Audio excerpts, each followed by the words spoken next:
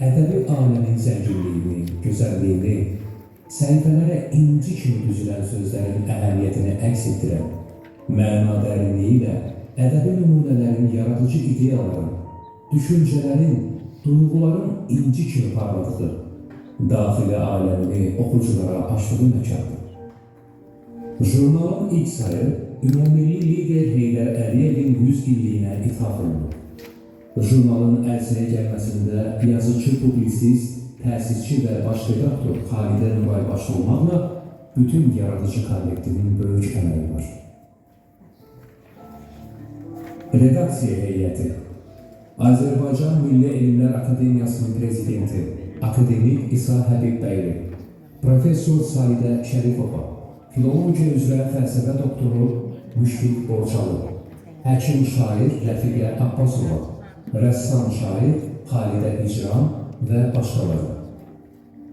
Jurnalın baş məsləhətçisi şair publisist Soma Çərkəz, redaktoru tədqiqatçı şair Hikmət Məlikzadədir.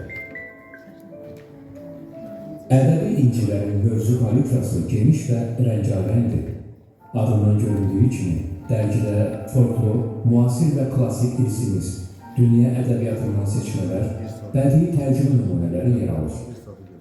Jurnalda həmçinin bədii sənətkarlıq məsələləri, ədəbi tənqid və ədəbiyyatşünaslığın digər aktual mövzularına aid müzakirələr, Türk dünyamız, Cənubdan səslər, tarixi səyahət adlı maraqlı rubrikalar oxuculara təqdim olunur. Qeyd etdiyimiz kimi, jurnalın maraq dairəsi müxtəlifdir. Hər yeni sayında Azərbaycan ədəbiyyatına, tarixinə və mədəniyyətinə aid ədəbi, bədii nümunələr, ictimai publistik yazılar dərc olunur. İncinin ilk sayından başlayaraq oxucular yerli müəlliflərlə yanaşı Türkiyə, Özbəkistan, Qırğızistan, Hollandiya, Almaniya və başqa ölkələrin şair və nasirlərin yaradıcılığıyla tanış olunur. Bu dərgi həm tanınmış müəlliflər, həm də yaradıcılıqda ilk addımlarını atan gənc və istedadlı yazarlar üçün də bir fürsət, müəllif və oxucunu birləşdirən, dünyaya başqalarının gözü ilə baxmağa və hisslərini duymağa imkan verən bir köprüdür. Digər tərəfdən, ədəbi incilər təkcə məqalə və əsərlər toplusu deyil. Bu jurnal həm də müxtəlif poetik səslərin, fikir və düşüncələrin ifadəsini tapdığı bir platformadır. Redaksiya heyətinin ümumi arzusu və məqsədi oxucu auditoriyasını maarifləndirmək və ictimai rəyi formalaşdırmaqdır. Örümlük jurnal kimi ildə 4 dəfə nəşr olunması nəzərdə tutulan ədəbi incilərdə dərc olunan hər bir söz əmindir ki, oxucuların qəlbini oxşayacaq, könlündə silinməz iz buraxacaq. Bugün isə biz 10-cu nömrəyə tək buraxılmış Ədəbi İncilər jurnalında yer alan əsərlər toplusunu Ədəbi İncilər Antologiya adlı ərsəyə gələn ilk kitabın işinə toplaşmışıq.